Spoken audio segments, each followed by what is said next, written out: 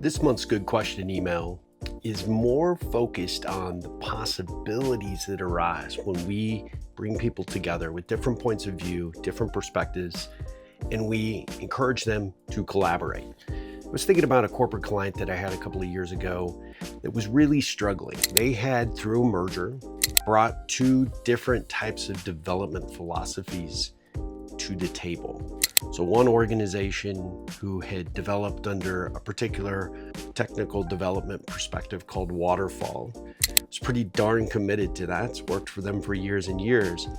Had now been absorbed by an organization that was incorporating Agile, or had always operated under Agile.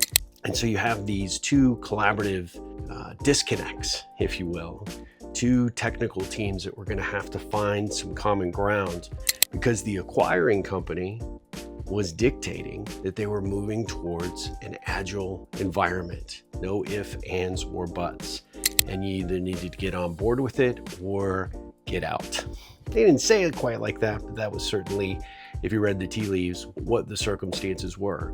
So the individual that hired me had seen me speak and seen me do some training for this organization, said, what could you do to help these two kind of opposing teams and opposing perspectives come together? And of course, each of them were dug in as to why theirs was the best way to go. And of course, you actually had the acquiring company that team didn't actually have to compromise because they were being told that they were going to be the winner. This was the philosophy, the direction that was going to be utilized. So Agile would win out. So how do you bring this other team on board when they were kicking and screaming? So one of the things that I suggested was continuing to have trainings about why Agile was so much better than Waterfall, or why Waterfall was outdated, and really try to hit the acquired company's development team with why they were doing it wrong and why they needed to get on board, and implied threats and why that wasn't working. That wasn't the way to go. So I suggested that one of the things that they needed to do was to orient around development teams, development philosophies, and get people to find some common ground. Not only is there an opportunity for them to engage, but there was also an opportunity for them to learn from one another. So what I suggested is forming what we called Failure Club.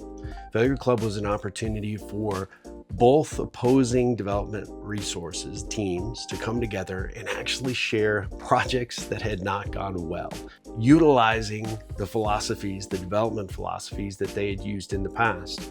And my hypothesis at the time was there would be some learning. Agile team over here could learn some good practices and maybe some not to do's from what this team on the Waterfall side had learned through failure, and vice versa. The Waterfall team could learn from Agile that, hey, maybe Agile isn't always the greatest way to do it, and there'll be some failures and some hiccups along the way. So the initial goal was to get these teams together and engaged in conversation. We did it over lunch. They came together and it was really pretty spectacular. I found that these two teams ended up collaborating a lot quicker than I think anybody ever expected. It was the commonality of failure that got them to the table to have a conversation about what had worked and what had not worked, and then ultimately allowed them to build some bridges without this immediate I'm right, you're wrong, or this is the way or the highway kind of pressure, and allowed people to actually see each other through the professional capacities that they each possessed, each team possessed. And collaboration started to take root. It took about 3 different meetings of Failure Club before there was some commonality, there was some collaboration, there was some connection. And at the end of the day, within a few weeks, they were actually starting to understand more about Agile and how to take what some of the best practices from Waterfall and how to apply it into the Agile philosophy. And that allowed the acquired team to become part of the in crowd with the Agile team. And sure, there were some casualties, some people left. There were some things that maybe didn't go quite as expected. But by creating an environment where conversation could take place, connection could take place, engagement could take place, these two teams highlighted ways that they could learn from one another, which gave everybody credibility, allowed people to build relationships and true authentic connection.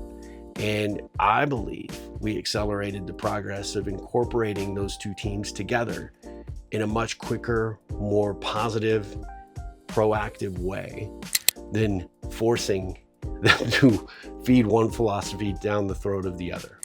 And it was just magical. So the reason that I bring this up is when you think about how you bring people from a different opposing views, different perspectives, sometimes the way to do that, to make it work, isn't to say my way is the right way and your way is the wrong way.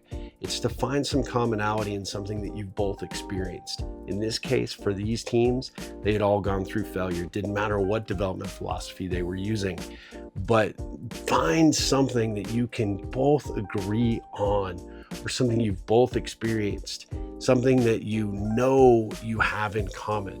And that allows you to lay the framework, the groundwork, I should say, to be able to start to build consensus and collaboration and engagement. And that's where the innovation and the creativity comes from.